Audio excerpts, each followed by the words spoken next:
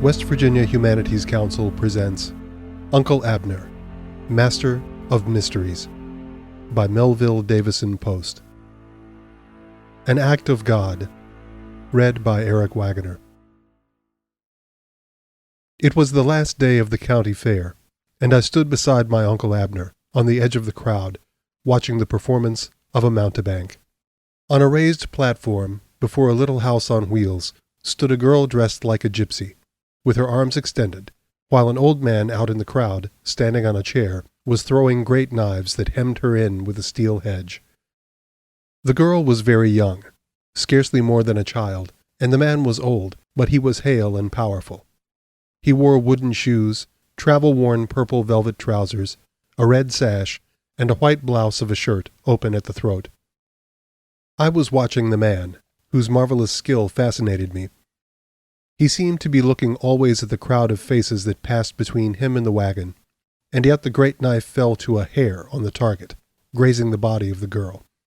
But while the old man with his sheaf of knives held my attention, it was the girl that Abner looked at. He stood, studying her face, with a strange, rapt attention. Sometimes he lifted his head, and looked vacantly over the crowd with the eyelids narrowed, like one searching for a memory that eluded him. Then he came back to the face, in its cluster of dark ringlets, framed in knives that stood quivering in the poplar board. It was thus that my father found us when he came up. "Have you noticed Blackfoot about?" he said. "I want to see him." "No," replied Abner, "but he should be here, I think. He is at every frolic." "I sent him the money for his cattle last night," my father went on, "and I wish to know if he got it." Abner turned upon him at that. "You will always take a chance with that scoundrel, Rufus," he said, "and some day you will be robbed. His lands are covered with the deed of trust." "Well," replied my father with his hearty laugh, "I shall not be robbed this time. I have Blackford's request over his signature for the money, with the statement that the letter is to be evidence of its payment." And he took an envelope out of his pocket and handed it to Abner. My uncle read the letter to the end, and then his great fingers tightened on the sheet, and he read it carefully again, and yet again, with his eyes narrowed and his jaw protruding. Finally he looked my father in the face. "Blackford did not write this letter," he said. "Not write it!" my father cried. "Why, man, I know the deaf-mute's writing like a book. I know every line and slant of his letters and every crook and twist of his signature." But my uncle shook his head. My father was annoyed. "Nonsense," he said. "I can call 100 men on these fairgrounds who will swear that Blackford made every stroke of the pen in that letter, even against his denial, and though he bring Moses and the prophets to support him." Abner looked my father steadily in the face. "That is true, Rufus," he said. "The thing is perfect. There is no letter or line or stroke or twist of the pen that varies from Blackford's hand, and every grazer in the hills, to a man, will swear upon the Bible that he wrote it. Blackford himself cannot tell this writing from his own, nor can any other living man, and yet the deaf-mute did not write it." "Well," said my father, "yonder is Blackford now. We will ask him." But they never did. I saw the tall deaf-mute swagger up and enter the crowd before the mountebank's wagon, and then a thing happened. The chair upon which the old man stood broke under him. He fell, and the great knife in his hand swerved downward and went through the deaf-mute's body as though it were a cheese. The man was dead when we picked him up. The knife blade stood out between his shoulders, and the haft was jammed against his bloody coat. We carried him into the agricultural hall among the prize apples and the pumpkins, summoned Squire Randolph from the cattle pens, and brought the mountebank before him. Randolph came in his big blustering manner and sat down as though he were the judge of all the world. He heard the evidence, and upon the word of every witness the tragedy was an accident clean through. But it was an accident that made one shudder. It came swift and deadly and unforeseen, like a vengeance of God in the Book of Kings. One passing among his fellows in no apprehension had been smitten out of life. There was terror in the mystery of selection that had thus claimed Blackford in this crowd for death. It brought our voices to a whisper to feel how unprotected a man was in this life, and how little we could see. And yet The thing had the aspect of design, and moved with our stern scriptural beliefs. In the pulpit, this deaf-mute had been an example and a warning. His life was profligate and loose. He was a cattle shipper who knew the abominations indexed by the psalmist. He was an Ishmaelite in more ways than his affliction. He had no wife, nor child, nor any next of kin. He had been predestined to an evil end by every good housewife in the hills. He would go swiftly and by violence into hell, the preachers said. And swiftly and by violence he had gone, on this autumn morning when the world was like an Eden. He lay there among the sheaves of corn and the fruits and cereals of the earth, so fully come to the end predestined that those who had cried the prophecy the loudest were the most amazed. With all their vaporings they could not believe that God would be so expeditious, and they spoke in whispers, and crowded about on tiptoe, as though the angel of the Lord stood at the entrance of this little festal hall, as before the threshing floor of Araunah the Jebusite. Randolph could do nothing but find the thing an accident and let the old man go. But he thundered from behind his table on the dangers of such a trade as this. And all the time the mountebank stood stupidly before him like a man dazed, and the little girl wept and clung to the big peasant's hand. Randolph pointed to the girl, and told the old man that he would kill her some day, and with the gestures and authority of omnipotence forbade his trade. The old mountebank promised to cast his knives into the river and get at something else. Randolph spoke upon the law of accidents sententiously for some 30 minutes, quoted Lord Blackstone and Mr. Chitty, called the thing an act of God, within a certain definition of the law, and rose. My Uncle Abner had been standing near the door, looking on with a grave, undecipherable face. He had gone through the crowd to the chair when the old man fell, had drawn the knife out of Blackford's body, but he had not helped to carry him in, and he had remained by the door, his big shoulders towering above the audience. Randolph stopped beside him as he went out, took a pinch of snuff, and trumpeted in his big, many-colored handkerchief. "Ah, Abner," he said, "do you concur in my decision?" "You called the thing an act of God," replied Abner, "and I concur in that." "And so it is," said Randolph with judicial pomp. "The writers on the law, in their disquisitions upon torts, include within that term those inscrutable injuries that no human intelligence can foresee, for instance, floods, earthquakes, and tornadoes." "Now that is very stupid in the writers on the law," replied Abner. "I should call such injuries acts of the devil. It would not occur to me to believe that God would use the agency of the elements in order to injure the innocent." "Well," said Randolph, "the writers upon the law have not been theologians, although Mr. Greenleaf was devout, and Chitty with a proper reverence, and my Lords Coke and Blackstone and Sir Matthew Hale in respectable submission to the established church. They have grouped and catalogued injuries with delicate and nice distinctions with respect to their being actionable at law, and they found certain injuries to be acts of God, but I do not read that they found any injury to be an act of the devil. The law does not recognize the sovereignty and dominion of the devil." "Then," replied Abner, "with great fitness is the law represented blindfold. I have not entered any jurisdiction where his writs have failed to run." There was a smile about the door that would have broken into laughter, but for the dead man inside. Randolph blustered, consulted his snuff-box, and turned the conversation into a neighboring channel. "Do you think, Abner," he said, "that this old showman will give up his dangerous practice, as he promised me?" "Yes," replied Abner, "he will give it up, but not because he promised you." And he walked away to my father, took him by the arm, and led him aside. "Rufus," he said, "I have learned something. Your receipt is valid." "Of course it is valid," replied my father. "It is in Blackford's hand." "Well," said Abner, "he cannot come back to deny it, and I will not be a witness for him." "What do you mean, Abner?" my father said. "You say that Blackford did not write this letter, and now you say that it is valid." "I mean," replied Abner, "that when the one entitled to a debt receives it, that is enough." Then he walked away into the crowd, his head lifted, and his fingers locked behind his massive back. The county fair dosed that evening in much gossip and many idle comments on Blackford's end. The chimney-corner lawyers, riding out with the homing crowd, vapored upon Mr. Jefferson's statute of descents, and how Blackford's property would escheat to the state, since there was no next of kin, and were met with the information that his lands and his cattle would precisely pay his debts, with an eagle or two beyond for a coffin. And, after the manner of lawyers, were not silenced, but laid down what the law would be if only the facts were agreeable to their premise. And the prophets, sitting in their wagons, assembled their witnesses, and established the dates at which they had been prophetically delivered. Evening descended, and the fairgrounds were mostly deserted. Those who lived at no great distance had moved their livestock with the crowd, and had given up their pens and stalls. But my father, who always brought a drove of prize cattle to these fairs, gave orders that we should remain until the morning. The distance home was too great, and the roads were filled. My father's cattle were no less sacred than the bulls of Egypt, and not to be crowded by a wagon wheel or ridden into by a shouting drunkard. The night fell.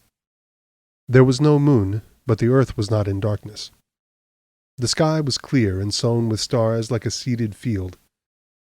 I did not go to bed in the cattle stall filled with clover hay under a hand-woven blanket, as I was intended to do. A youngster of a certain age is a sort of jackal, and loves nothing in this world so much as to prowl over the ground where a crowd of people has encamped. Besides, I wished to know what had become of the old mountebank, and it was a thing I soon discovered. His wagon stood on the edge of the ground among the trees near the river, with the door closed. His horse, tethered to a wheel, was nosing an armful of hay. The light of the stars filtered through the tree-tops, filled the wheels with shadows, and threw one side of the wagon into the blackness of the pit. I went down to the fringe of trees. There I sat squatted on the earth until I heard a footstep, and saw my Uncle Abner coming toward the wagon. He walked as I had seen him walking in the crowd, his hands behind him, and his face lifted, as though he considered something that perplexed him. He came to the steps, knocked with his clenched hand on the door, and, when a voice replied, entered. Curiosity overcame me. I scurried up to the dark side of the wagon. There a piece of fortune awaited me. A gilded panel had cracked with some jolt upon the road, and, by perching myself upon the wheel, I could see inside. The old man had been seated behind a table made by letting down a board hinged to the wall. His knives were lying on the floor beside him, bound together in a sheaf with a twine string. There were some packets of old letters on the table, and a candle. The little girl lay asleep in a sort of bunk at the end of the wagon. The old man stood up when my uncle entered, and his face, that had been dull and stupid before the justice of the peace, was now keen and bright. "Monsieur does me an honor," he said. The words were an interrogation with no welcome in them. "No honor," replied my uncle, standing with his hat on, "but possibly a service."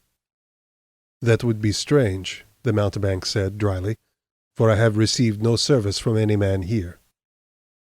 "You have a short memory," replied Abner. "The justice of the peace rendered you a great service on this day. Do you put no value on your life?" "My life has not been in danger, monsieur," he said. "I think it has," replied Abner. "Then monsieur questions the decision?" "No," said Abner. "I think it was the very wisest decision that Randolph ever made." "Then why does monsieur say that my life was in danger?" "Well," replied my uncle, "are not the lives of all men in danger? Is there any day or hour of a day in which they are secure, or any tract or parcel of this earth where danger is not? And can a man say when he awakes at daylight in his bed, 'On this day I shall go into danger,' or 'I shall not'? In the light it is, and in the darkness it is, and where one looks to find it, and where he does not. Did Blackford believe himself in danger today when he passed before you?" "Ah, monsieur," replied the man, "that was a terrible accident." My uncle picked up a stool, placed it by the table, and sat down. He took off his hat and set it on his knees. Then he spoke, looking at the floor. "Do you believe in God?" I saw the old man rub his forehead with his hand, and the ball of his first finger make a cross. "Yes, monsieur," he said, "I do." "Then," replied Abner, "you can hardly believe that things happen out of chance." "We call it chance, monsieur," said the man, "when we do not understand it." Sometimes we use a better term, replied Abner.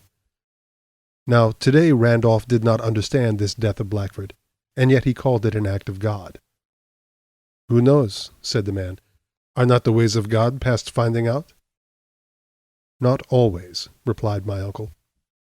He gathered his chin into his hand and sat for some time motionless. Then he continued, I have found out something about this one. The old mountebank moved to his stool beyond the table and sat down. And what is that, monsieur? He said. That you are in danger of your life, for one thing. In what danger? Do you come from the south of Europe, replied Abner, and forget that when a man is killed there are others to threaten his assassin? But this Blackford has no kin to carry a blood feud, said the mountebank. And so, cried Abner, you knew that before you killed him.